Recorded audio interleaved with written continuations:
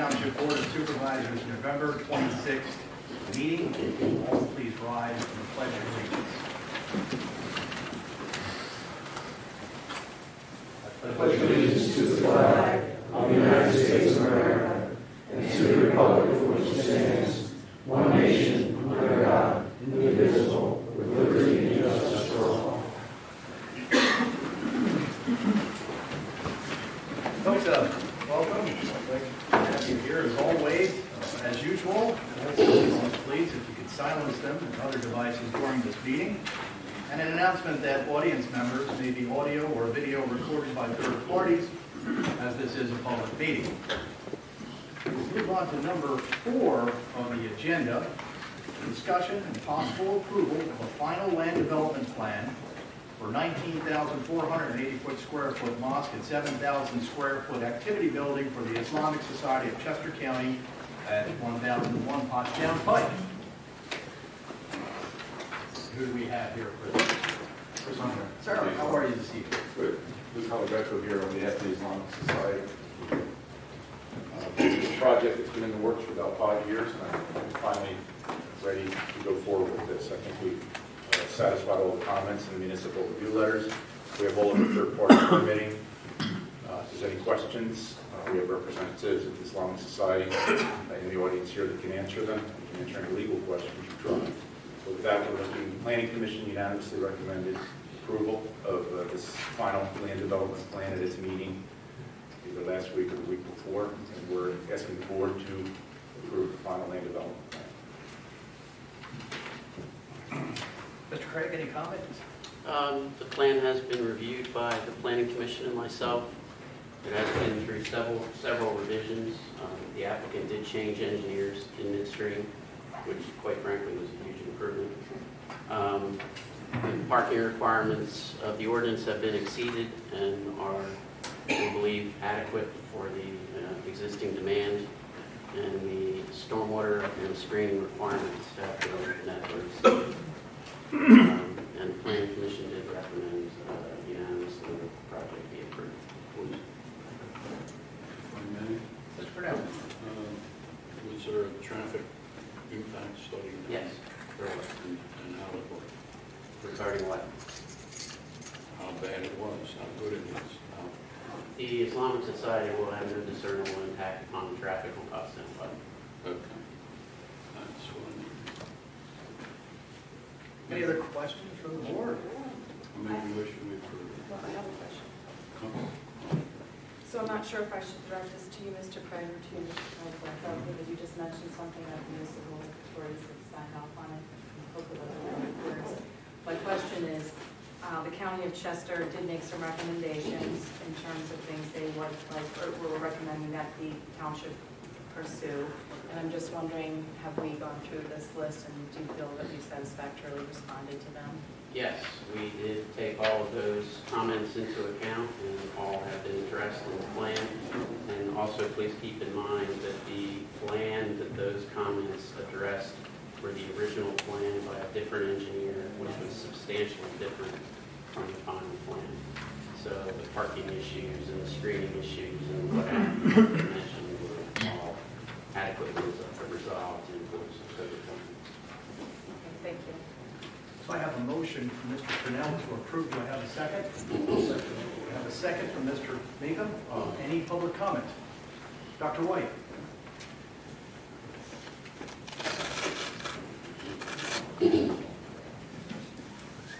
Hi, Doug White, West Goshen Township. I voted for that plan.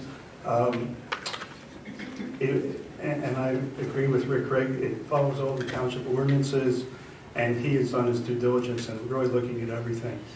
There was some concern by the residents in Cross Point, and there's no tall structures, there's not going to be noise. It's going to be a very aesthetic looking building. The only suggestion I would make, and you don't have to do this, but I do like the idea of the circular traffic pattern, although it would have to sacrifice some of the nice screening that's in front. But that would be the only comment. Again, you don't have to do that, but the circular traffic pattern, if it's allowed, maybe in the future. But yes, I think it should be. You should vote for it. Thank you. Thank you, Doctor. Any other public comment? Sir? Do I need to? Yes, please. Can I get your name, sir? Sure. Robert Mansk, M-A-S-K. Do you need an address as well? No, sir. Yeah, I'm Robert Mansk, and I happen to live in the Cross Point development. The concern that I have about this particular plan is if you look at the way you get into the parking area and the way you get out, you have one 2-lane drive that gets you in and out. And I think that that's going to create a lot of problems as far as people getting in and out, particularly if there's multiple prayer services like there are currently there on Fridays. I've noticed in the past with the traffic, existing traffic on Pottstown Pike, that a number of the people who have worked, who worship there or attend there, have been using the practice of pulling out into the center lane, waiting, once the northbound lane is clear, waiting in the center lane until the southbound lane is open and then coming down. And I think you're going to see more of that kind of traffic problems that are going to create problems for the rest of us that need to use Pottstown Pike. Ideally, you'd like to see separate entrances and exits, and I know from listening to other meetings that that's really not possible because of the lay of the land, but if you could at least widen things. The other thought that I have is if everyone's trying to leave at once, and you have 185 people in there, and let's say you have a really optimistic estimate on how long it's going to take for each and every person to leave, and say 6 seconds. Well, 6 seconds means that you're going to get 10 people to leave every minute. I mean, it's going to take 18 minutes to empty that lot. If it goes to 10 seconds, now you're at a half an hour. And I think people are going to get kind of testy, and they're going to push the envelope when they go to try to leave. So, and that's going to create traffic problems and potentially more accidents. I think ultimately, you're probably going to need to do the same thing that the Islamic Center did in Valley Forge, and that is hire police to manage traffic there for you. That's just what I'm seeing from my experience on the roads in this area for the last 20 years. And that's the point I wanted to make. Thank you, Mr. Mansky. Any other public comment? Yes, ma'am.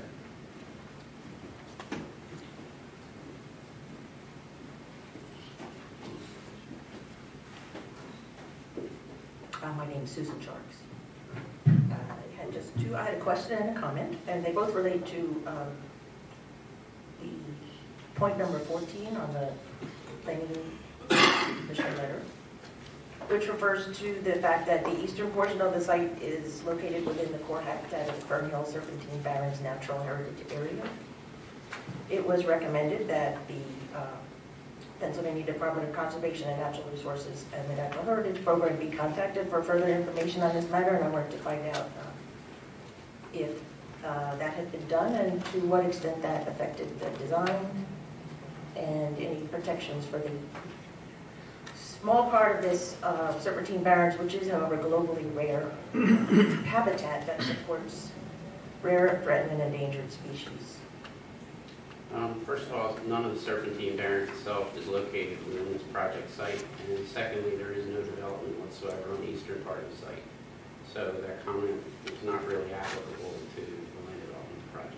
So you're saying that the Planning Commission was incorrect in their assessment of where the... They made a general statement regarding the property being in proximity to the Serpentine Barrens. It is in proximity to the Serpentine Barrens. There is none of the actual Serpentine Barrens on the site, and there's no development anywhere near that area adjacent to the Serpentine Barrens. So we did look at it. It does not apply to this project. Okay, thank you. And my comment is related to that, and it has to do with the tree selection. Even if the property is not within the actual core habitat, which I would accept since you say that was confirmed, it is within the supporting landscape, and the supporting landscape would suggest that an appropriate tree selection would be to support the wildlife and other plants in the core area, and that would be primarily oaks and pines, none of which are on the landscape list at least that I saw attached to that letter. And it included a number of non-native species which would not be appropriate next to a very important natural heritage area, even if it's not within the core area, it is a supporting landscape. So I would urge that the tree selection be reconsidered and identify some native oaks and pines in place of, for example, the Japanese Zelkova and the green giant arborvitae. Thank you. Thank you very much. Okay, well, we have a motion and we have a second. All those in favor? Aye. Thank you. Folks, that brings us to the next item. That is number 5. Discussion and possible approval of the final land development plans for renovation of a baseball field and softball field for Westchester University at 855 South New Street. Good evening, sir. My name is Matt McEwen on behalf of applicant Westchester University. We've received conditional use from this board back in September for the enlargement expansion of an existing educational use in the township.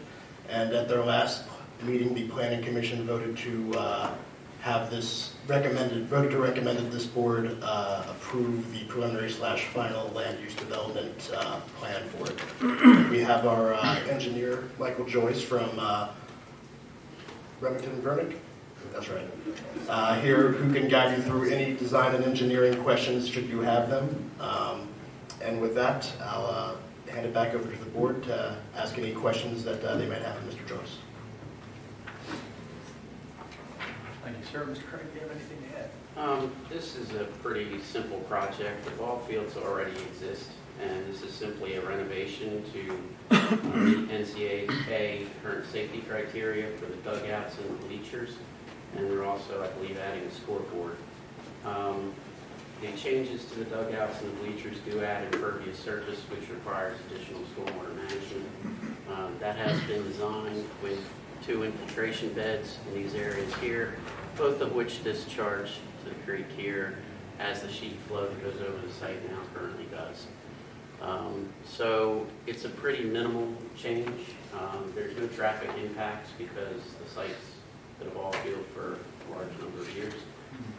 So mainly the only changes here are stormwater management, and that's been addressed in accordance with the ordinance, and the Planning Commission did unanimously recommend approval of the project. Thank you, Mr. Craig. Any comments from the Board of Supervisor members? Do we have a motion? I'll make the motion. We have a motion from Mr. Purnell. I'll second that. We have a second from Mr. Meekum. Now I'll ask for any public comment, folks. Public comments? Going once, going twice. Okay. All those in favor? Aye. Aye. Moving on to number 6 on our agenda, reports for the month of October 2018. And we have for the police reports, Chief Toblies. Good evening. Thank you, Mr. Chairman. Good evening, ladies and gentlemen. For the month of October, the West Goshen Police Department responded to 2,027 calls for service. We responded to 82 alarms, 6 of which were valid. We investigated 36 reportable motor vehicle accidents and 61 non-reportable motor vehicle accidents. And of those reportable accidents, 2 involved pedestrian fatalities. And we logged 29,075 miles on our patrol vehicles.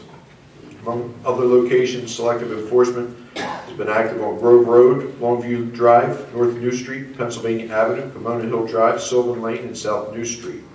And our career development continues. Our emergency response team conducted their monthly training. Sergeant Liss attended a 2-day seminar on arrest, search, and seizure. Myself and Captain Stone attended a better understanding of Islam, sponsored by the Chester County Police Chiefs Association. Detective Torres and Sergeant Peacock attended the Homicide Investigators Conference. Our juvenile officers attended their yearly conference, and our 2 negotiators for our SWAT team attended their monthly training as well. And the Chester County Chiefs, again, have put on their training for the crisis intervention team, and 3 of our officers attended that as well to deal with people in mental crisis. And Then we conducted pre-employment background investigations. Our detective unit attended that training. On a note of public interest, I've said this at the past several meetings, and I've put these documents out on the table to the rear for those that those that are interested.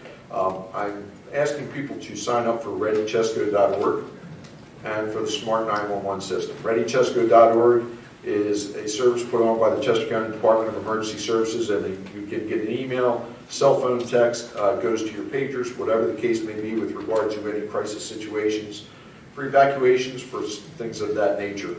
Smart 911, this is excellent for our elderly. You can register for that, and you can put certain demographics in that system where if you need us or you need emergency medical treatments or services and you call but you can't communicate with us, if you register with this, there's certain things that will pop up on our CAD that can tell us what we're dealing with before we get there. And a simple example might be if you have a hide key in your residence. We're not going to have to make forcible entry. We can go to where you tell us the hide key is and get into the house and deal with your emergency situation. And finally, since today is Cyber Monday, there's always that concern about fraud and theft over the internet and so forth. So there's a document back there also to assist people with the capability of freezing your own credit until you get things straightened out. So if you fear that you've been dealt with a fraud over the internet or whatever the case may be for your credit history, you can register for that and have your accounts frozen yourself until you get the situation rectified, and then so there's information back there for you as well. That's it. Thank you. Yes. Lisa, where did the two fatalities occur for the pedestrians? One was on 202 Boot Road, and the other was on Westchester Pike in the vicinity of Patrick Avenue and South Concord Road. Yes. May I? Sure. Thank you, Chief.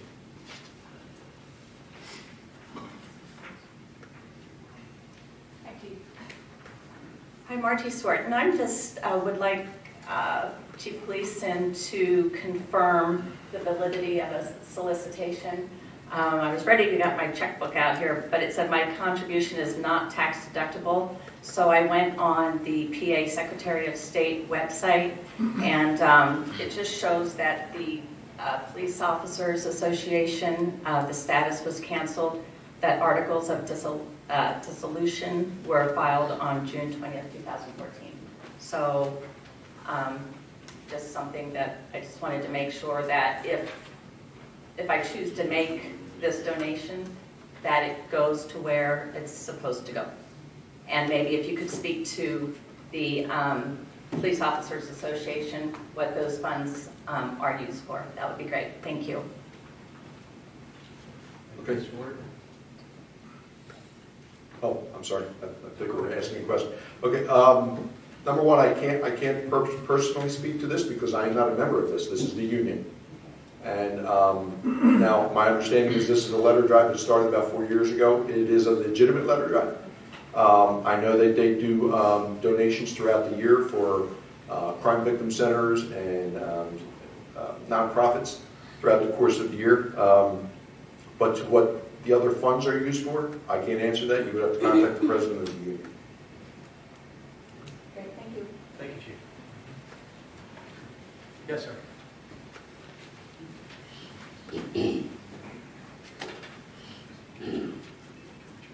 Abbas Rabari. Chief, you alluded to the fact that you attended some sort of a training as it relates to understanding of Islam. Would you be kind enough just to give us a brief understanding of what you learned, what was that training was all about? Thank you. Certainly.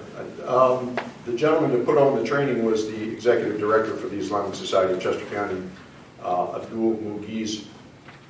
Forgive me if I don't have his last name in front of me, Shajari, I believe. Forgive me for the pronunciation. But he invited us, the command staff of the police department, to the Islamic Society about 1.5 years ago and put on a presentation for us to explain what the media may put out that isn't necessarily true, to be honest with you. such as Sharia law and how the names are and general information. We didn't get into the core of it. This was his personal presentation of what he believes Islam is, and it is a religion that believes in God, and he says that if you believe in the Holy Bible, you believe in the Quran, and technically you are Islam, so, or a Muslim. So there's a lot of information that he put out from a layman's perspective that he wanted the law enforcement and Department of Emergency Services to be aware of. So I thought it was very informative, and I'm hoping that I can bring him to the National Academy presentation as well. Thank you, Chief. Next item on the agenda is the Fire Marshal's report, and we have Fire Marshal Andrea Testa. Good evening. Good evening. For the month of October, there were a total of 38 inspections, 8 commercial use and occupancy, 4 fire blocking, 10 sprinkler, 6 framing, 7 residential finals, 2 fire alarm, and 1 paint booth. There were 6 fire calls for the month, 4 automatic fire alarms, and 2 building fires. There were 2 fire call follow-ups, 2 fire safety presentations, and I attended 5 meetings. Good Fellowship Ambulance had 141 calls for the month, and Westchester Fire Department had 28 calls for the month. Thank you. Thanks very much.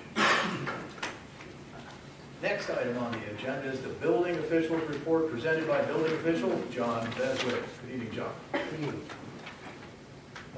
For the month of October, there was a total of 126 permits. Actually, I'm sorry, 137. 6 single-family dwellings, 29 building, 32 electrical, 8 fire protection, 24 HVAC, 13 plumbing, 4 roofing, 5 zoning, and 5 use and occupancies. There was 5 EMS, 1 sewer tapping and connection, and 5 road occupancies.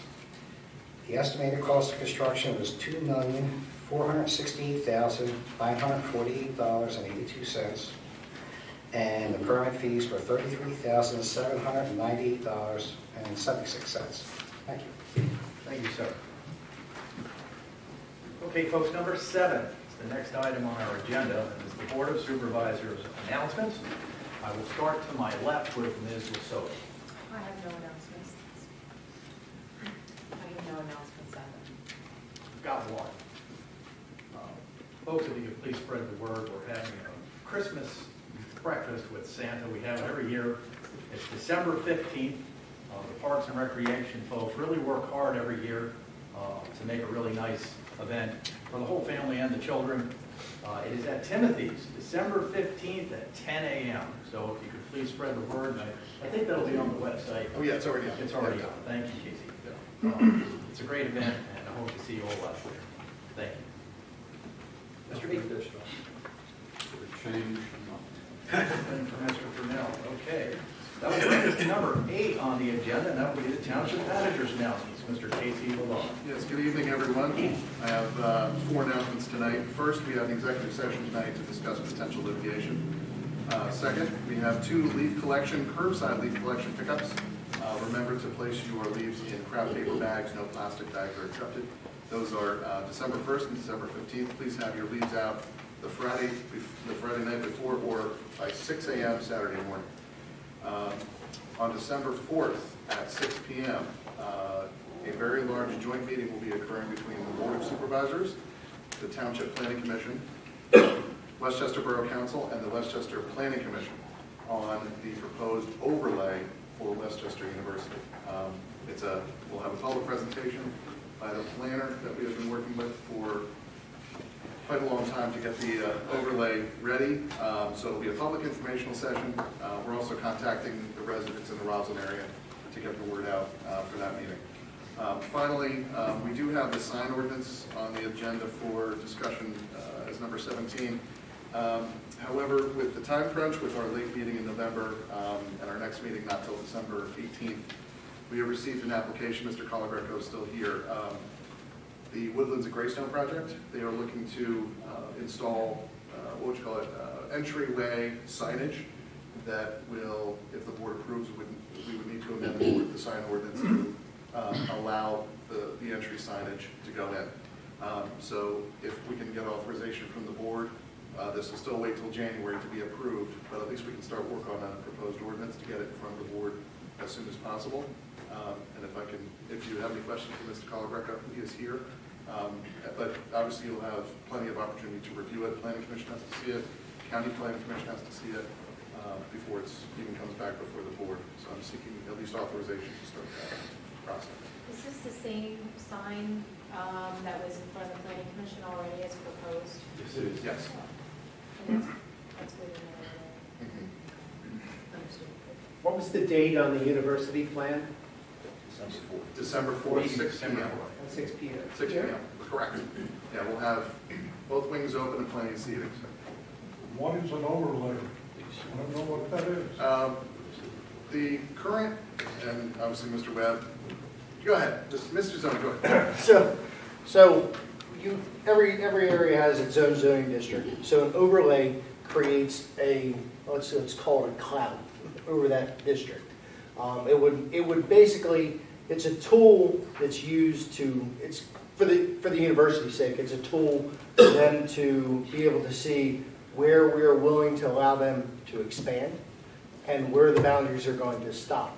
Currently, within our zoning ordinance, anytime Westchester University and or Westchester School District would come in for a use for an educational use, they would be required to not only go to the zoning hearing board to seek relief because the parameters of the underlying zoning, but they would also have to go before the Board of Supervisors to seek a conditional use application, to have a conditional use hearing to proceed with what they want to do.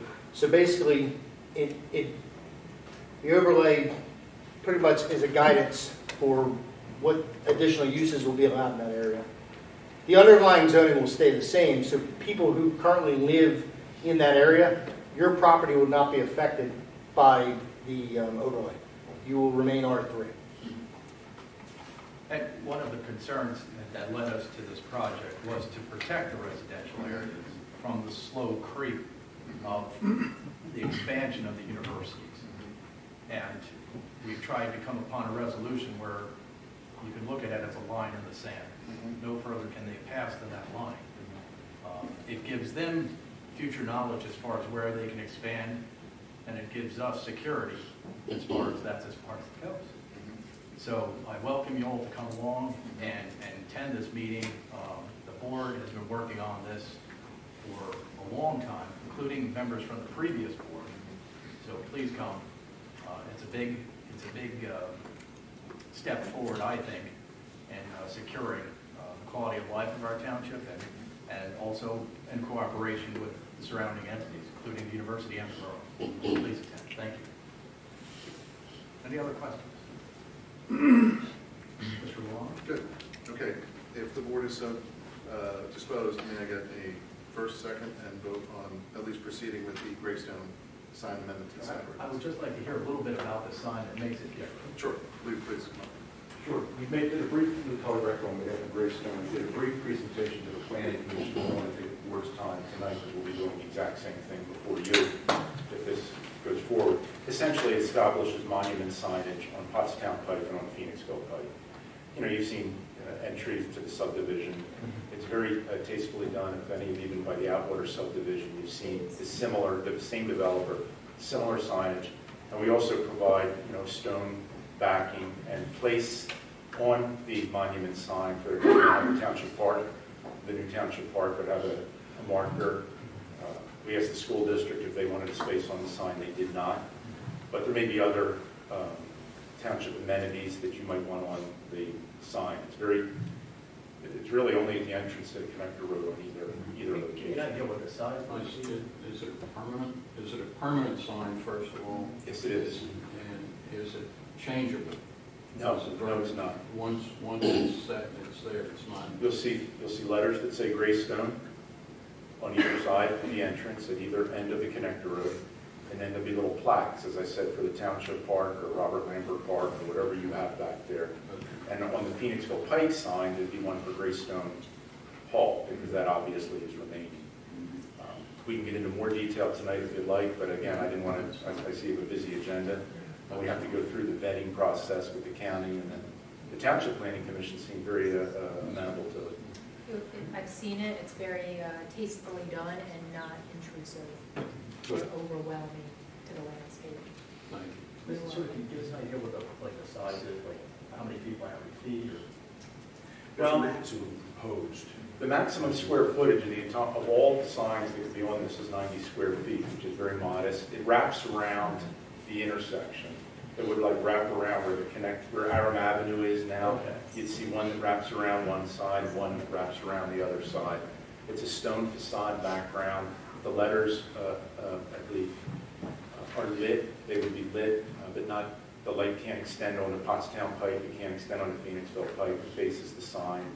I think you'll find when we present, I think you'll find it to be very tastefully done. Very well, thank you, Mr. Clever. Any other questions from the board? Any questions from the audience? No. Okay, I'll entertain a motion. I'll make a motion. We have a motion by Ms. Lasota. We have a second from Mr. Purnell. All those in favor? Aye. Thank you. Thanks a lot.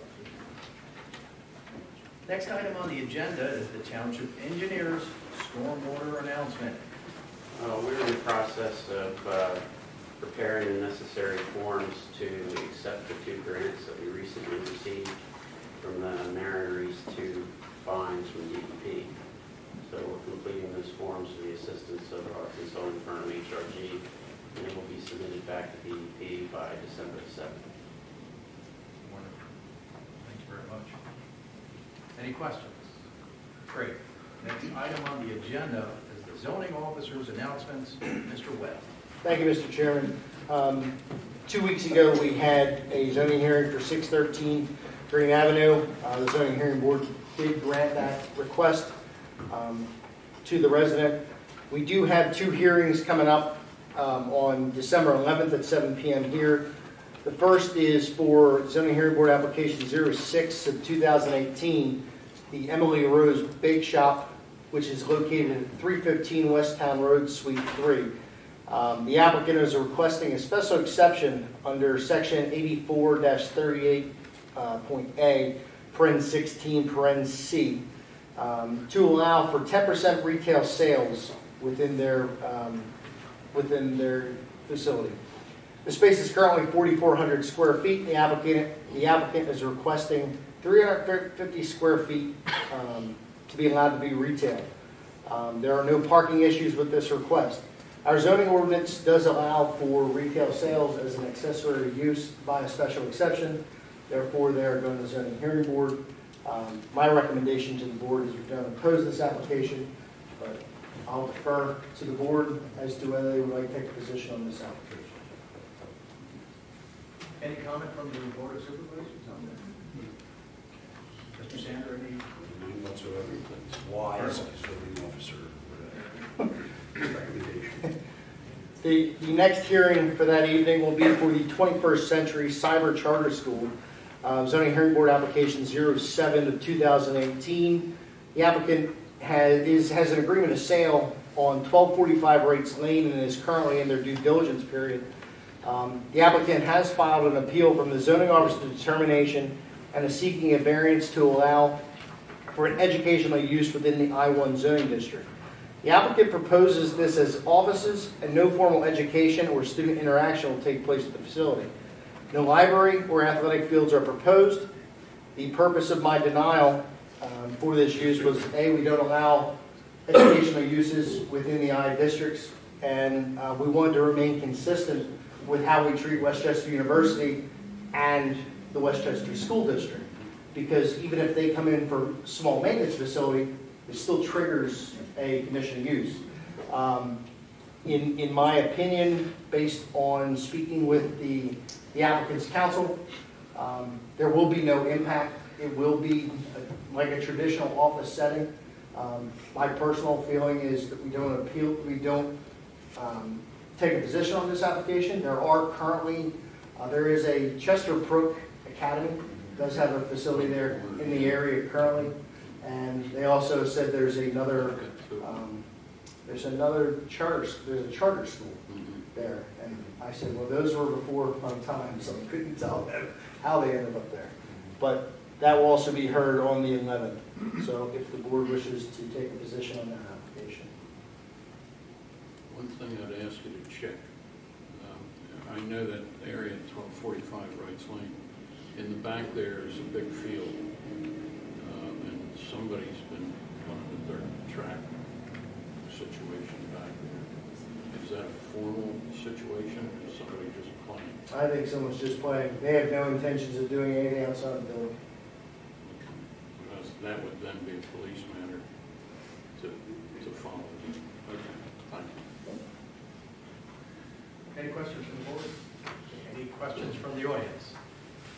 Well, thank you very much, Mr. Just one final thing. We had canceled our evening for the rail program. I did send out letters to everyone that we had on file, including all the apartment complexes. We've had good responses. There's not been anyone who is dead set against this because it's a pretty common thing and most of them are used to it. So what I was going to propose to do was have a, coming into the holidays, it's going to be a little tight in December, but I'm going to do a day meeting with the apartment complexes because those are going to be the biggest users of the program, and we're going to propose that here. That's all. Thank you. Thank you, Mr. Webb.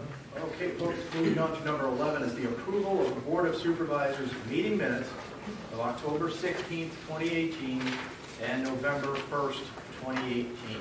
Mr. Malone? Nothing spectacular, out of the ordinary. Any comments from the public about the sort?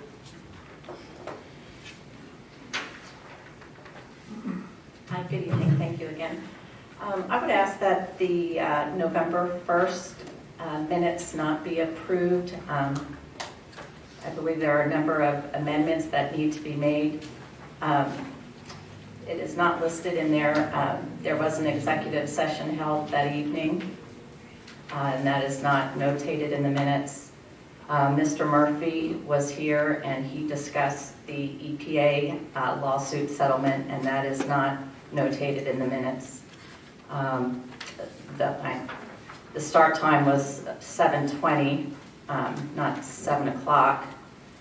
And then also if Mr. Lalonde could explain why most of the numbers that were presented were changed.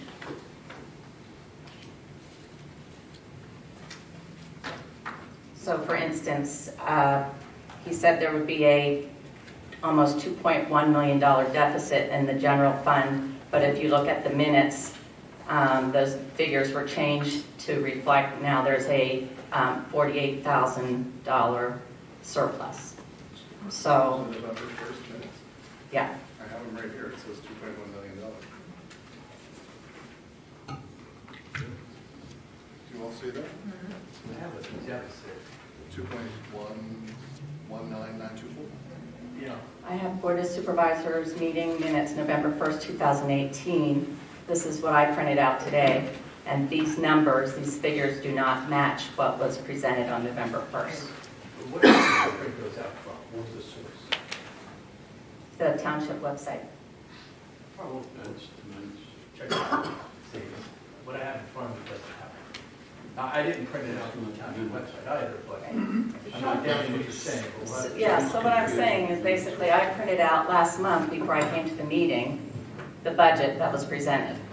And so then I thought, am I not sure? So I watched the tape, and the numbers that he was reading off were the numbers that I printed off last month. However, the minutes reflect completely different figures.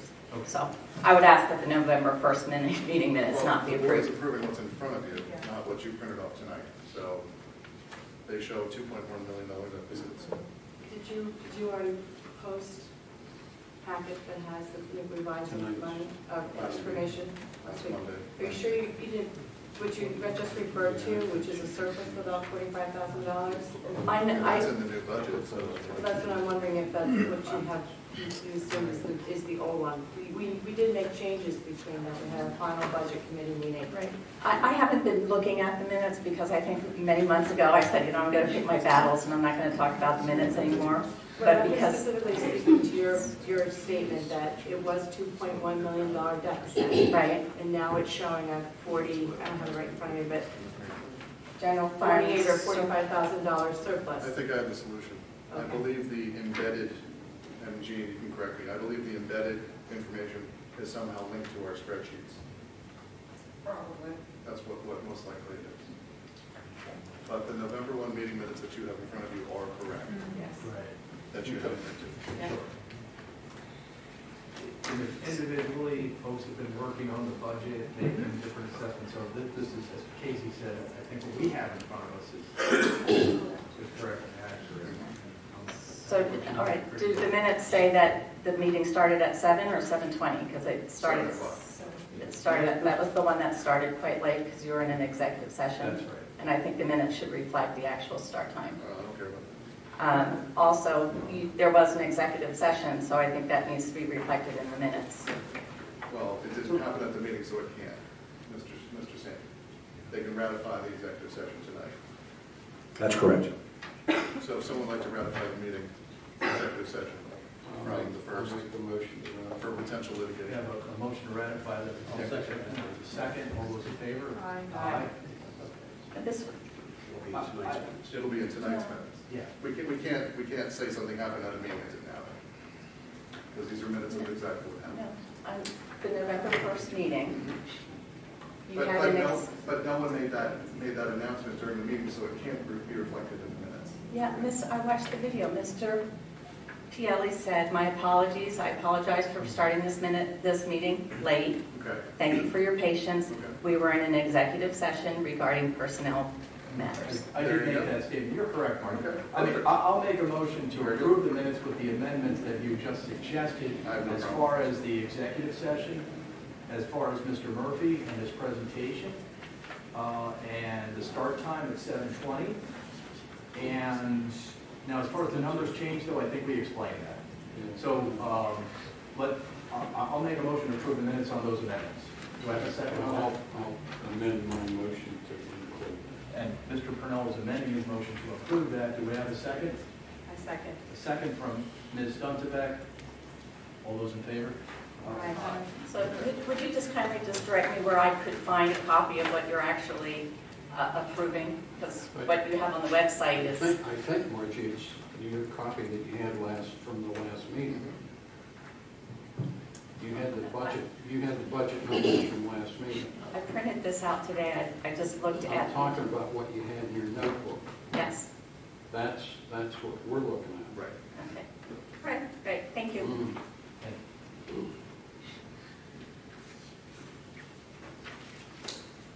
Okay, folks, number 12, approval of the treasurer's report dated October 31st, 2018 for the general fund, the sewer revenue fund, the waste and recycling fund, and the capital reserve fund, and the bills to be paid from these funds. I'll make a motion that we pay. Have a motion from Mr. Purnell. And I will second. A second. Do we have any questions from the audience? All those in favor? Aye. Number 13 is a discussion and possible approval of the preliminary 2019 general fund, waste and recycling fund, sewer operating fund, liquid fuels fund, and capital reserve fund budgets. Okay, Mr. Craig is going to project the first of two documents. And it's the board's pleasure tonight. A lot of work has taken place since the last meeting, November 1st. Craig, can you enlarge that for me? Can you enlarge that? Yeah. Tiny. Which part would you like to? Yeah, perfect. Mark, could you turn some lights off? Thanks. Okay, this is a similar document to what we last presented on November 1st. These are key financial highlights, and it's against the board's discretion. We'll go through this first. And then I also posted the line-by-line budget item, our budget for each of the funds. If the board so pleases, we can go through that line by line next. This took about an hour and 20 minutes last time. We'll take as much time as we need to with any questions from the board. We're again proposing no millage increase for 2019 for real estate taxes. It will remain at 2 mills. Again, the last increase took effect 2010. As we all well know, the sewer rates are going up for 2019, 105 per quarter for residential and similar rates for commercial. Trash fees are proposed to remain the same in 2019 at $85 a quarter with no change. The general fund budget is currently with significant cuts. As we all know, we are facing a $2.1 million deficit in general fund. That has been reduced with plenty of cuts to show a $48,000 surplus now for general fund 2019.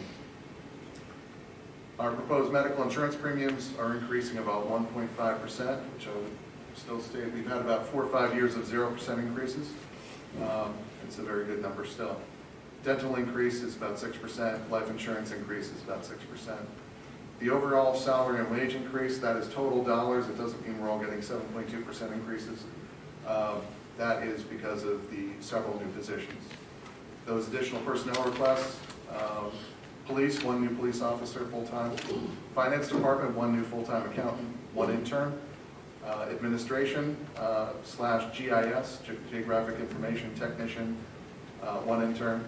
And in the sewer operating fund, a part-time lab technician. The board is looking to enhance the pension benefit for non-uniformed employees, to amend the benefit formula per year of service to be increased from 1.5% to 2% per year, with a brand new employee contribution of 2% per year per employee. The board has never imposed an employee contribution before, so this will be new for us. Legal services are proposed to decrease due to the fact that Sunoco litigation concluded this year. We still may have some minor costs, but for Sunoco, but just for review, no actual litigation. New for 2019, we're looking to transition to a digital township newsletter. We will still provide paper copies to those who opt into paper, but everybody else will be opted out directly to digital format, which will be emailed to them and available on the website. We have a proposed capital contribution, which is an increase from $6,000 to $25,000 to Good Fellowship Ambulance Corps. They provide service to about 60% of the township for ambulance service and medic services to the entire township. The Westchester Fire Department contract, we have that contract directly with Westchester Borough. For the past, I don't know, maybe 5 years, we've been paying $240,000. It's being increased to $345,000 per year. We do have, we've moved all major capital expenditures out of general fund to capital reserve fund. This is the first time we've been doing this for 2019. And major capital purchases are proposed to increase by $356,000 from 2018, actually. We have the township's comprehensive plan, which meets tomorrow night, if anybody's interested. Our task force meeting is tomorrow night. We still have a remainder on our expenditure of that contract with the planner, which will finish up in 2019. And we have an offsetting grant of $25,000 from Chester County, which will be paid back to us next year. And again, it's a partial carryover from this year. We have a Growing Greener Watershed Basin retrofit project for next year. It's a multi-year, multi-phase project where we'll probably expend about $80,000 next year.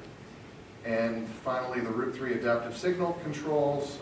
We're in a multi-jurisdictional grant program with East Goshen and West Down to do 10 intersections. And West Goshen's share for our 2 intersections is $110,000 to upgrade those facilities with adaptive signal controls. And as always, we always continue our focus on collecting delinquent trash and sewer receivables. We work with mortgage companies and the homeowners to get their trash and sewer delinquents under control. And we're proposing a transfer to capital reserve to fund those major capital expenditures in the amount of $650,000. And as earlier this month, this is our 2019 budget all funds summary. So in general fund, we have the beginning fund balance of just over $12 million, $16 million in revenue, $16,258,000 in expenditures, for an ending fund balance of $12,331,000 with a small surplus of just under $49,000. Sewer operating fund, we have a beginning balance of just under $5 million. With revenue of $6.5 million, that's the new rates going into effect first quarter of next year. With expenditures of just over $6 million, ending fund balance of $5.4 million, with a surplus of $544,000. Waste and recycling fund, beginning fund balance of $2.2 million, revenue of $2.2 million, expenditures of $2.4 million, ending fund balance of just over $2 million, and you can see $180,000 deficit. That's due to recycling is, how can I put it mildly, in trouble. The Chinese do not want our waste products anymore, so we are having to pay for getting rid of our recycles. And our contract is in our third year, so we're facing slightly increased costs for that. Capital Reserve Fund, we have a beginning fund balance of $4.2 million, with revenue, which includes some of that transfer from general fund of $1.5 million, expenditures of $1.9 million, with an ending fund balance of $3.8 million. With it's not truly a deficit, we just are spending more, so $419,000 deficit. State Highway Fund, it's all the local fuels taxes we all pay. Beginning fund balance is $18,000. Revenue is $727,000, with expenditures projected of $725,000, with an ending fund balance of just over $20,000, with a slight surplus from next year. So across all funds, we have a $4,500 deficit across all funds. And I know this is a lot of information quickly, so please ask any questions as they come up. Rick, if you could go to the next one. General fund salaries are proposed to increase by $460,000. Again, that's not we're not all getting 6.9% increases. That's mostly attributed to the new personnel. Sewer operating fund salaries are proposed to increase $127,000, and waste and recycling salaries are proposed to increase $2,500. Employee insurance, general fund employee insurance is proposed to increase by $84,000. Again, that's because of the new personnel, and we only had a 1.5% overall increase in premiums, so it's a new personnel cost. Sewer fund employee insurance is proposed to increase $56,000, and waste and recycling a tiny increase of $522,000. And this chart shows our 2019 budget. Major expenditures in excess of $250,000 across all funds. This is all 5 of our funds. Salaries and overtime, the 2019 budget is $8.7 million. That's 7.22% increase. FICA and Medicare tax is going up slightly due to the new personnel. Employee insurance the same due to the new personnel. The pension, minimum municipal obligation, again going up mostly because of the new personnel. Our workers' comp premium came in lower, so we're at a minus 7%. Material signs for roads and parks is going down by $1.1 million. Sludge removal for the sewer plant is going up slightly. That is, hey Mike, does that include grit as well, or is it strictly sludge? That's just sludge. Sludge, okay. Sludge from the process at sewer plant going up slightly.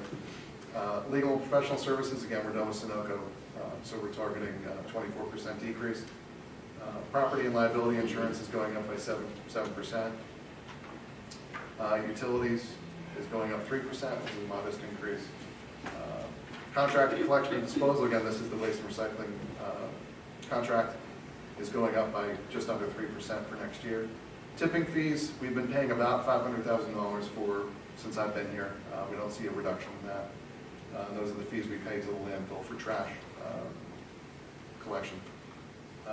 Facilities, repairs, and maintenance going up slightly by 2%. Sewer plant maintenance is staying the same from last year. Municipal complex, $482,000. Most of that is because of the emergency generator replacement with some security upgrades, which are separate from that at $482,000. Volunteer fire contributions, obviously with Westchester going up and Good Fellowship going up, we have those 28% increase. The rent to the authority is essentially double of what it was last year. That's due to the new debt service on the new bond. And our principal payment is going up $13,000 for next year. And major capital, we have a slight reduction of $125,000 over 2018. So again, those are expenditures in excess of $250,000. Excuse me, can I just ask a question? Last month, or the November 1st meeting, it showed 1.7 down there, total major expenditures, where you show 734,000. Yes. But at the November 1st meeting, that read 1.7. Can you share with us where you saved $1 million? Yeah, the board liaisons recommended significant cuts to major capital. Which, like that $1 million, can you name a couple of them? A couple $100,000 were security cameras alone, but I don't have that in front of me right Who now. were the two board people on the? Ms. Stoutenbeck and Mr. Purnell. Okay, thank you. Sure.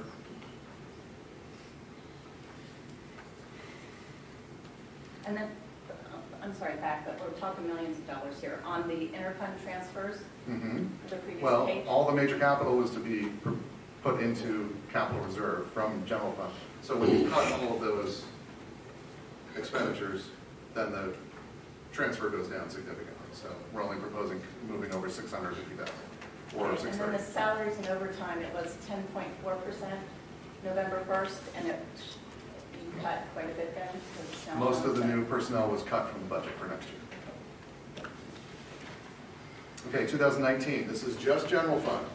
Revenue side by major category. Real estate taxes, we're proposing $3.6 million, which is a small decrease from 2018. Transfer taxes, $879, which is a small, again, a small decrease from this year. Earned income taxes, a small increase of $186 over 2018. Local services taxes, which is the emergency services tax, just about even, but $50,000 increase. Licenses and permits, we're proposing less than last year, just by about $46,000. Fines and forfeitures, based on trending, we reduced that by $20,000 for next year. Interest and rents is going up by $109,000. That's due to the rising interest rate market. We're getting better returns on our interest rates. Intergovernmental revenue is up just a slight bit, $1,800. Charges for services is down just a bit by $23,000. And miscellaneous revenue, we bumped to $33,000 from 2018 budget for a $10,000 increase. Again, there's about a $200,000 difference in revenues from the November 1st meeting. Again, those were numbers looked at by the two board liaisons, and we made those changes. Okay, great, thank you. Sure. And again, we're looking at a budget surplus of approximately $48,000 with an ending fund balance of $12.3 million. Just some highlights from the revenues. General fund total revenues are due to increase $233,000 compared to budget 2018. Moderate growth is expected in earned income taxes, local services taxes, and those interest and rents as I described. We're not looking for any real growth in intergovernmental revenue and miscellaneous revenue. And slight negative growth is expected for real estate taxes, transfer taxes, licenses and permits, fines and forfeitures, and charges for services. And there's some notes there. The decrease in real estate taxes is due to a proposed decrease from delinquent liens, and the increase for interest and rents is due to an interest rate increase in all bank accounts. And the decrease for charges for services is primarily due to an anticipated decrease in building permits.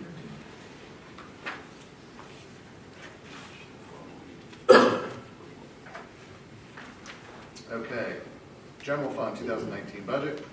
Now we're on the expenditure side. Administration, the 2019 budget is $1.6 million for a decrease of almost $200,000. Auditing and tax collection is up just incrementally of $970. Legal and engineering, we reduced by $50,000, again, Sunoco. Buildings is down just a little bit, $2,600. The police department budget is up by $267,000. That is personnel and some other items. Fire protection, again, it's that increase in the contracts. well, the contract with Westchester and Good Fellowship. Code enforcement, we're increasing by expenditures by $44,000. Planning and zoning is zero, actually. Public Works is decreasing by $479,000. Recreation is going up just a bit at $19,000. The parks budget is going up by $18,000. And libraries, if the board deems this okay, is staying at a $20,000 donation. And operating transfers is going up by $655,000. Well, real quick, could you just explain the $2 million difference on that total expenditures, 2019 budget at 16, November 1st you had it at 18, and then... Again, the board cut $2 million from the expenditures, so there's your change. Okay, and then so that would show change from budget that looks like 364 on the bottom. So November 1st that read 2.3 million. Correct. So 2 million. The board's cut $2 million out of the budget, out of the expenditure side for next year. Correct. Thank you very much. Okay, just some general notes about general fund expenditures. The expenditures are proposed to increase $364,000, which is 2.29% of overall budget compared to budget 2018. The salary increase across the departments, the net increase is $460,000. We are continuing our non-uniform salary compensation program effective 2016. The employee insurance increase is 4.3% overall with a net increase of $84,000. There's a pension cost decrease for the minimum municipal obligation of 0.5% and net decrease of $3,300. Workers' compensation decrease of 6.8%, a net decrease of $16,000. We provide tuition reimbursement with limits for employees. There's a 1.41% increase of a net increase of $18,000. Conferences and training increase of 17.2% across all departments, a net increase of $20,000. Insurances and bonding decrease of 47%, a net decrease of $1,500. Again, Sunoco litigation's over, so we're looking for a net decrease in legal services of $54,000. We've already discussed the township newsletter for 19. General fund portion of road construction paving is proposed to decrease by $140,000. The bids we've been getting the last couple of years have been excellent for road construction, and we anticipate with oil apparently going lower every day for some reason, we expect the liquid fuels account to pay for 100% of the road construction paving schedule for next year. Building repairs and maintenance is proposed to decrease 2.4%. Volunteer fire contributions to increase based on the new contract with Westchester, a net increase of $105,000. Miscellaneous contributions is increasing primarily due to the increase to Good Fellowship Ambulance Corps, net increase of $19,000. Major capital items, again, are proposed for 2019 to be paid out of the Capital Reserve Fund for a net decrease in the general fund of $839,000. And again, we're transferring to capital reserve primarily for capital reserves or major capital expenditures, a net increase of $650,000.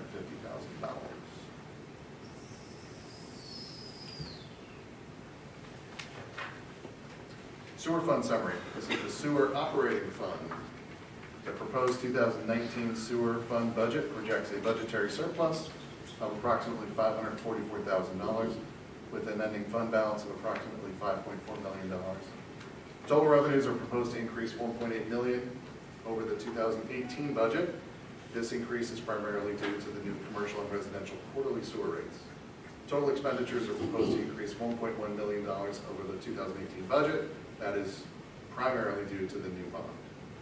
Budget changes include a 9% salary and wage increase, a net increase of $127,000, employee insurance increase of $56,000, a pension minimum municipal obligation is set to increase by $56,000, property liability insurance increase of $15,000.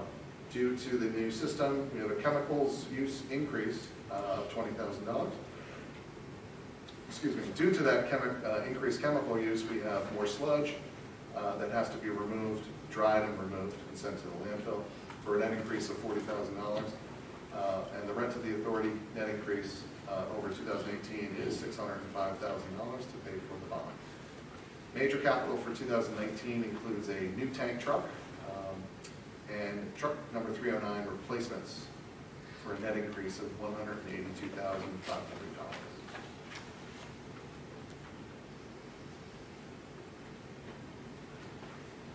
Yes, sir. Can I add a little comment? Sure, anytime. Okay. Do you want to go back to sewer? Well, no, well, back on the sewer.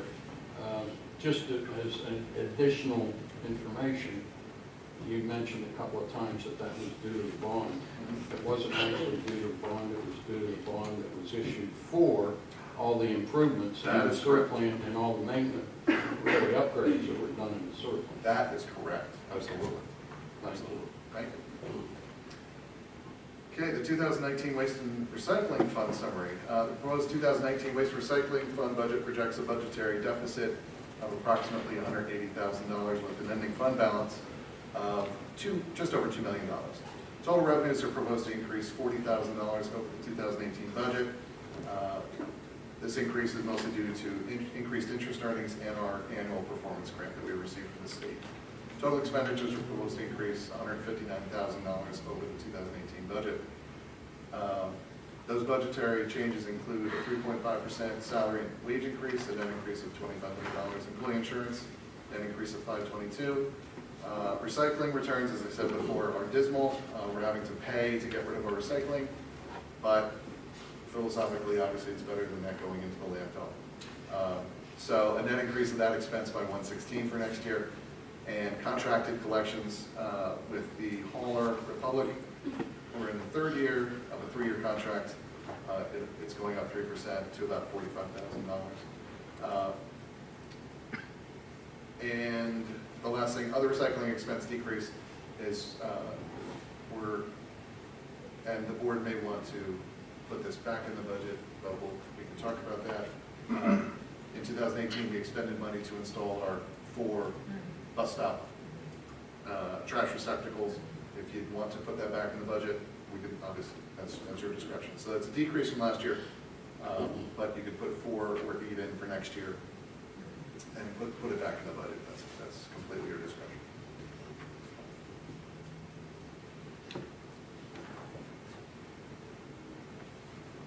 Okay, this is our state highway fund, also known as the liquid fuels fund. This is the gas taxes that we all pay. And we receive funding from the state based on population, road mileage, et cetera. And the first paragraph is perfect. The state grant is the remittance of an allocation from PennDOT to help defray cost of paving roads in the township per Act 655. Revenue to support this act is based on the state's motor license fund taxes. The allocation is based on the mileage of township roads, 88.28, and our population at the last census. The proposed grant for 2019 is $725,000 with an increase of just under $10,000 over the 2018 budget. That number is going to plateau, I think, next year or year after due to the legislation from a few years ago. It's a significant increase in funding from years past, so we do like that number. And the 2019 budget is proposed to pave 5.88 miles of roads. The total estimate is $825,000, but we have been very lucky, thank goodness. We do our bids early, so we get lots of eager contractors to start early. We don't wait until the end of the year to pave our roads like other municipalities, so we usually get the best price. And the State Highway Fund is proposing to expend $725,000 of that toward the project, a decrease of $25,000, with the balance being expended out of the general fund. And again, that State Highway Fund this year, and I think last year, we were lucky enough just to pay all of it out of liquid fuels. Excuse me, Mr. Gordon, so that one went down under capital reserve fund where you're showing 3.8. We haven't gotten there yet. I haven't even started that yet. Okay. Capital Reserve Fund summary. The proposed 2019 Capital Reserve Fund budget projects a budgetary deficit of approximately $419,000 with an ending fund balance of approximately $3.8 million. So that's $1 million less than it was November the board cut a significant amount of capital projects out, yes. Okay, great, thank you. Sure. Revenues for this fund are primarily are from transfers from the general fund for departmental major capital purchases, future capital projects, and debt service. Transfers from the restricted parks fund, which is our $2,500 per household fee in lieu of for major parks capital and other grants. Budget proposals for 2018. Transfer from the general fund for major capital expenditures of $650,000. Again, that growing greener watershed basin retrofit of $80,000.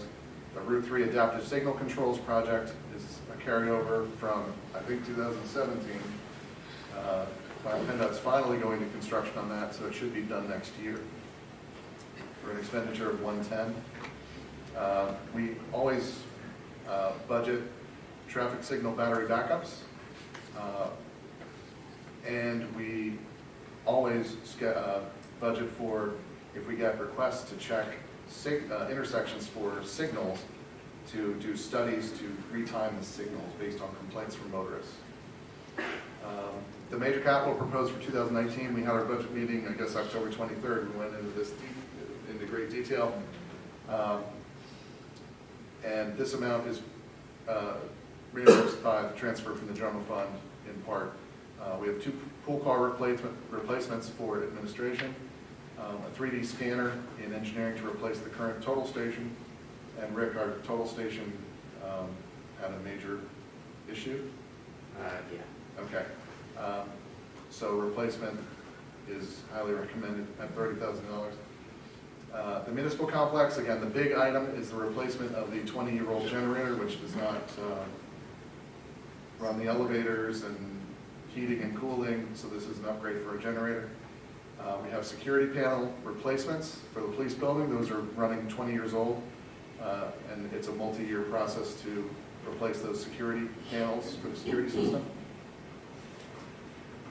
For the police department, we have 3 interceptors and 1 interceptor truck as police vehicles for $145,000. In the streets department, we have 1 truck replacement, 1 floor scrubber replacement, and 1 floor sweeper replacement for $193,000. And major capital proposed by the 2018 budget, which will be reimbursed by the transfer from the restricted parks account. Again, we can only use that for parks maintenance equipment or open space purchases. We have 5 mower replacements, 2 truck replacements, and security cameras for community park for a total of $250,000. And debt service reimbursed by the transfer from general fund of $567,000. Excuse me. And that is it. That is my presentation on the key financial highlights. If the board sees fit, I will go through the budgets line by line. That's your discretion. I'm up to 9 tonight. Actually, we have the lights. Thank you, Mr. Lalonde. Thank you. Good job.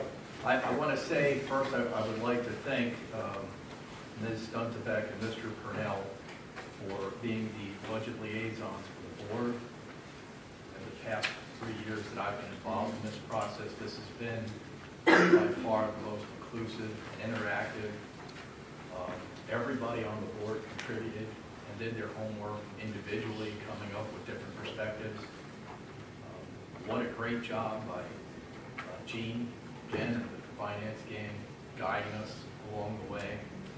Just fantastic. And from all the department heads, there was a lot of give and take, but it was a cooperative effort. I'm very, very proud to offer this budget from what we started with and the great work that everybody contributed to. Folks made it easy because everybody pitched in and everybody worked together. So, have any questions about the budget? Mr. Law, part-time lab technician, what's that for? That is for the sewer department. We have to have a lab technician, and Mike, just jump in. We have to have a lab technician on site 7 days a week to test the water for DEP reporting. So we need someone there 7 days a week. Thank you. Sure. Hi, yes. Toward the end of the budget, you actually said that there's some money set aside for the purchase of open space. The township enacted a fee in lieu of for open space, I'm not sure how long ago, at least 20 years ago. Okay. Since we were pretty much built out 20 years ago. There's a, and correct me if I'm wrong, there's a state law that allows townships to collect a fee to be put aside only for the maintenance of parks, purchasing of open space, equipment to maintain parks. There are time requirements that we have to spend the money within a certain number of years, and that fee is collected from developers. Okay, I also have one more question. So I didn't see anything, and I didn't see anything in there about sidewalks or anything like any contribution to pedestrian safety at all. Is that something that? Address that to the board. We don't make policy. It's the board's policy.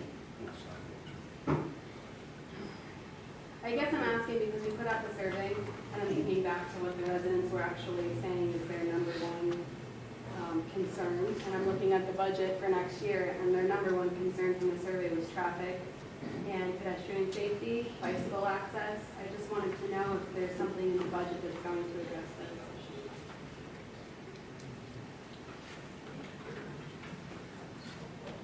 I mean, we just had a death on Rochester Pike right across from my house. We have some Well, traffic. that's a PennDOT street too. I So understand, that's a PennDOT I issue. understand that's the state. We have some, in this budget, traffic improvements. We also have the comprehensive plan that we're working on. Once that's finalized, it would give us a better framework to budget going in the future, to actually ask for grants towards some of those things going in the future. It's been told to us on the comprehensive task force, planning task force, that when you do have a plan that includes those things specifically, the capability of obtaining grants are increased greatly. Sure, absolutely. So part of the plan, and I believe we're having a meeting tomorrow, you're welcome to come, does include sidewalks, increased sidewalks. We're trying to have much more walkability from here, sort of like a town center, all the way into Westchester. We've been knocking around those proposals, so it's kind of exciting, but that's something that we do take seriously, but we're taking one step at a time and have a plan. And we're going to try to fulfill that plan. And go. Dr. White.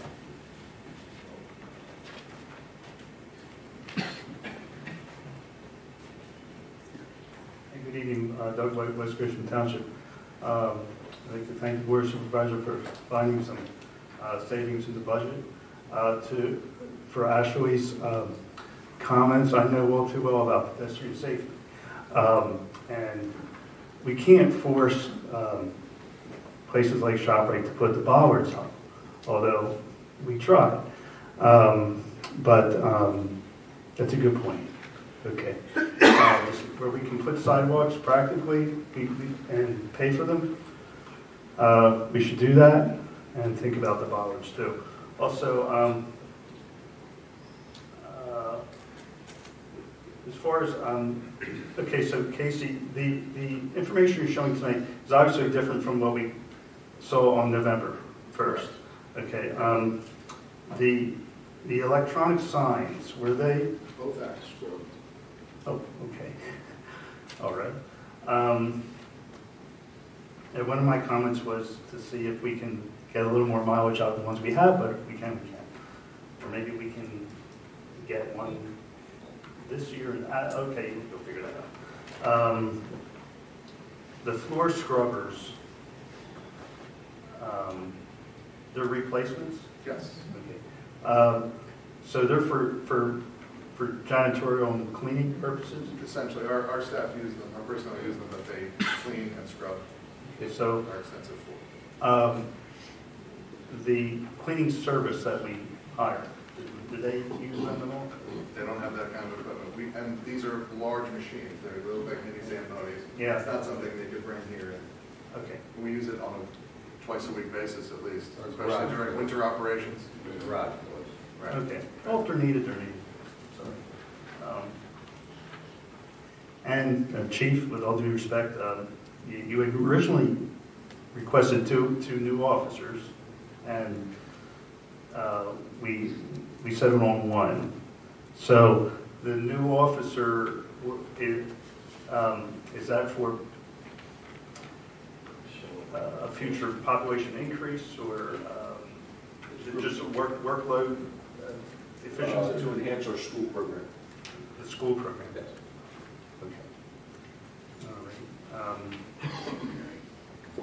And then Rick said the total station that we have is basically kaput, or? It's right now, yeah. Okay. We will endeavor to get it fixed, but it's, All right. it's not in good shape.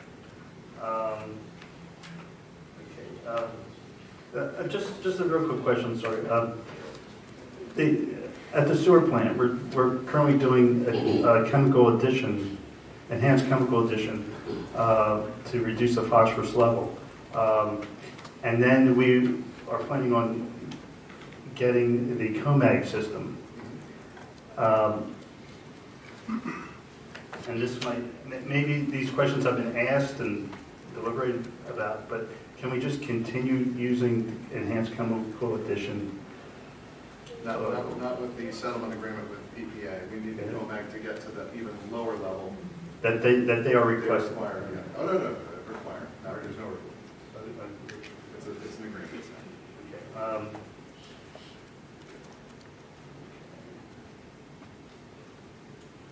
Okay, once again, thank you very much, and it was job well done. Any other questions from the audience?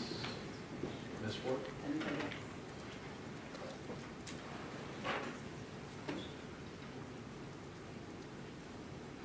Thank you. I'm curious as to why that document wasn't online. It's for the board's review, and I just presented it tonight. I'll post it tomorrow. Margie, you're correct. They're not voting on this. It wasn't. But it'll be there. The entire budget was posted last week, which actually offers more detail of that.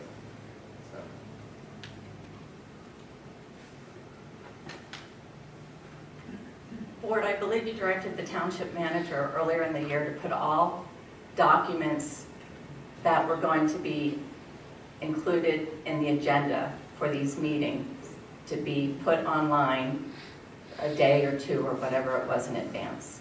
This document was not posted. And I don't think that you should vote on something tonight that was not made available to the citizens to review beforehand.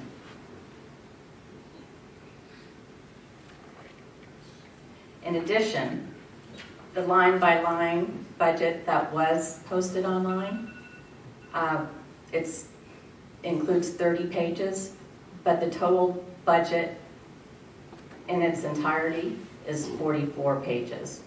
So you're being asked to approve a proposed budget, but 15 pages of the budget are missing. This latest one's showing a $48,000 surplus in the general fund. I have been asking for this for 4 years now. Could we please use that surplus for a forensic audit for this township? PennDOT traffic lights. We have quite a few traffic accidents at the bypass and New Street, and our homeowners president called PennDOT to inquire what could be done with that traffic light, and she was told that the township, that we would need to talk to the township about any lights. So I've just heard this ball bounce back and forth. So PennDOT tells you those lights, the lights are owned by the township. It's up to the township to pursue any changes or upgrades to the system.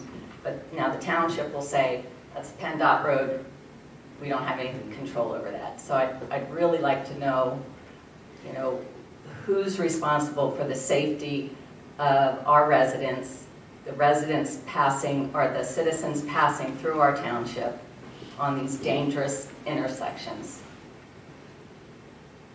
Mark, just for clarification, where is that light again? The bypass in New Street, 322 on the New Street. Over by the country club. I brought this up November 1st. We're showing a $544,000 surplus in the sewer fund. I can only interpret that to mean that we are asking the residents for $10 and $10 too much per quarterly sewer rate bill. So instead of going up to 105, I still think that needs to be looked at, and we could safely get by with a $30 increase from $65 to $95. And I really would hope the board would look at cutting the sewer rate fees. Those are just some of my comments.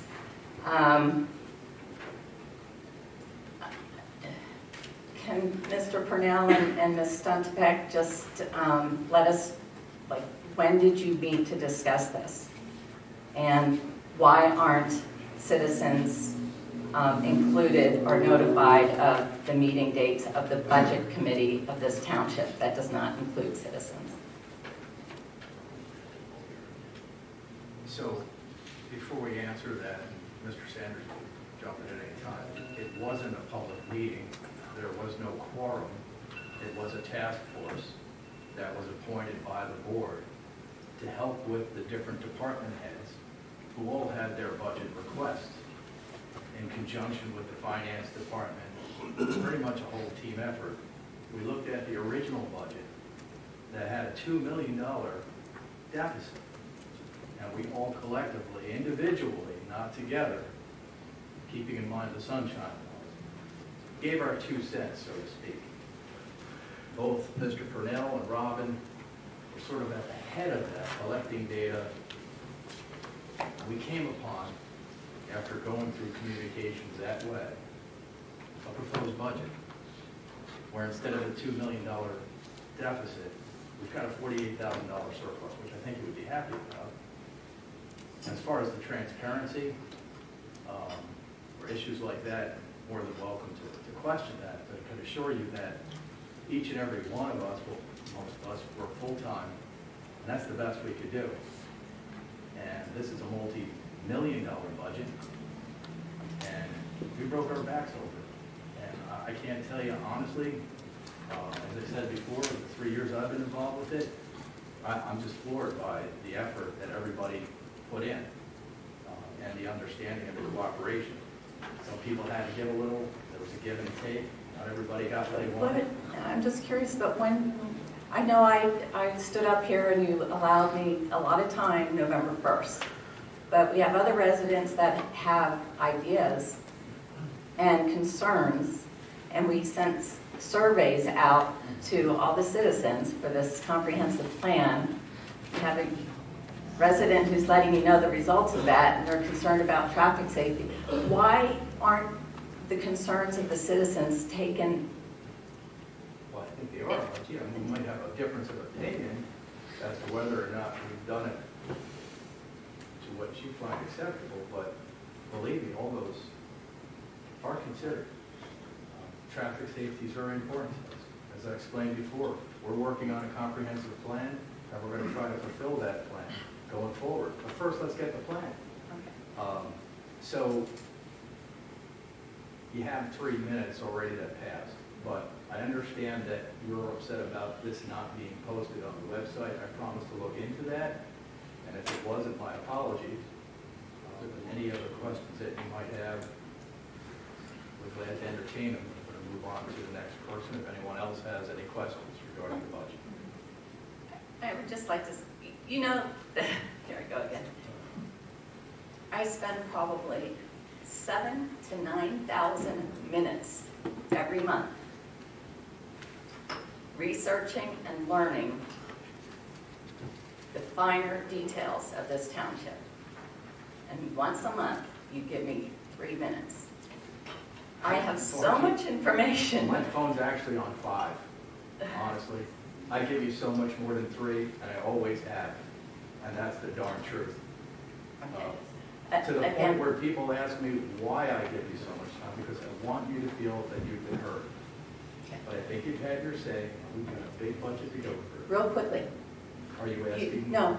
$2 million, I would think, please, can you just rattle off some of the, if each one of you would go down the line and tell me where you asked for cuts and where it was I'm going to answer given. the question on That behalf would be of the board, Great. because I was Thank you. involved in the decision-making with Mr. Purnell. I also had consultation individually with other board members about their thoughts around items that were in the capital fund. So we're not going to speak about the salaries or any of the issues related to personnel. But for most of the departments, the vehicles in particular were looked at and scrutinized, and we needed to make sure that we didn't have a deficit.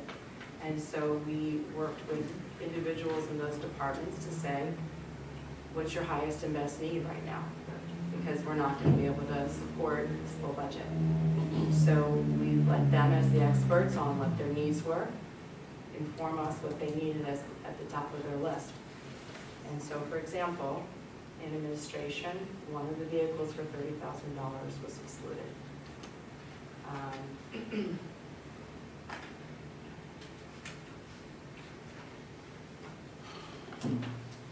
The information signs, which are each $70,000, we agreed to not look into that this year, but we will consider it going forward.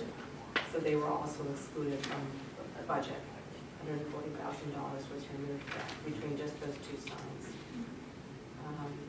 Mr. Purnell, feel free to add anything if I'm missing something. I'm following. Okay.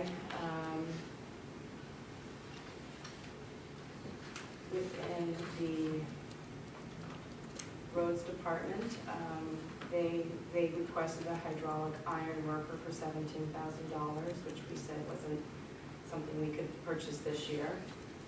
They also had to forego one of the truck requests that they asked of us for $70,000.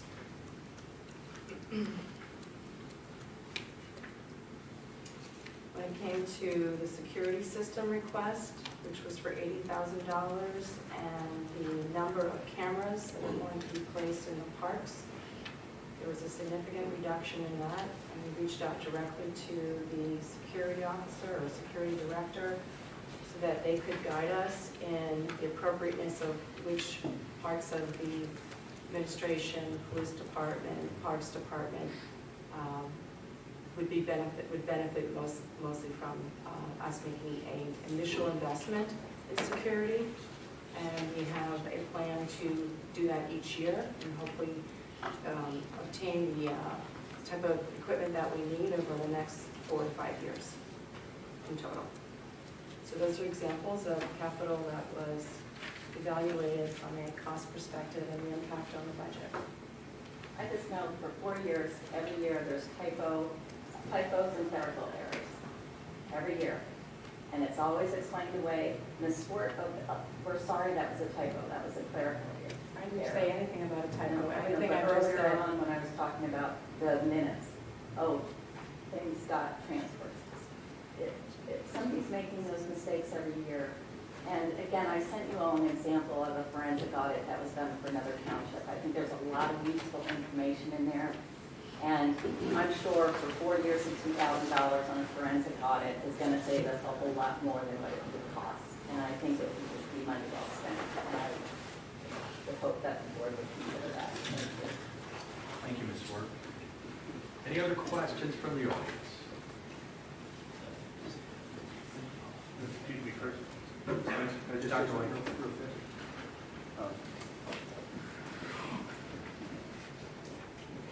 Real fast. I mean, it would be good to learn more about this budget and get some more information, but it looks good. It looks real good. And you know, it reminds me of is my dad looking for ways to save. And I gotta say thank you. All right. And to Margie, yes, the residents always have input. But the supervisors have to be allowed to do their job on our behalf. And Chris can't have residents calling him every 5 minutes. I want this, I want that. So, or I don't want this. So I just wanted to say it looks good. And thank you very much. Thank you,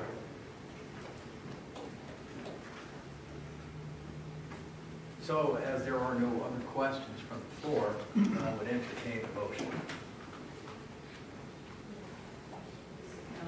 To authorize advertisement. You have to authorize Advertisement of budget for, Advertise. I'll make that motion. So are you doing this? The line? Advertising. That is correct. Okay. So I have Ms. Lucetti, you made I a made motion, a I motion. have a second. And I will second. We have a second from Ms. Duntebeck. All those in favor? Aye. let me note that the entire budget will not be in the paper. Right. Right. This is a short notice advising the public that it will be available for inspection by the public at the township building for at It least. was posted last week. Right, and what portion, if I come in tomorrow to look at the budget, what's going to be available to me? Well, you had a slightly inaccurate statement earlier. That is the budget. The previous 15 or so pages is my budget summary. It's all the graphs that we do for final. That has nothing to do with the preliminary budget. So what you presented to me tonight, is that part of the budget for the residents? So I can post it, I really don't mind. But that is not part of the official budget. That is just a summary that I do for a presentation. If I put that into a PowerPoint presentation, that wouldn't be an approvable budget. So what you presented up there tonight is not what they just voted on to approve? That is what they voted on. That is But a we didn't go summary. over this tonight? No, correct. Okay. But all of that is included in the budget summary. So if you want to parse words, go ahead, So it's fine. you're approving something that wasn't even presented tonight? Move on. Okay. We are approving Yes. what was presented as And far as posted. the general budget, the end result. Yes. That's what we're voting on. If you're asking us to go through each and No, every. I don't want you to do that, I'm not Okay, asking. so that's what we're doing. Having said that, I'm going to ask the board to poll them if there's time, if they so prefer, for a 5-minute break. Yeah. Okay, so we're going to have a 5-minute recess, folks, and we're going to come back and we're going to reconvene. Thank you very much. Thank you.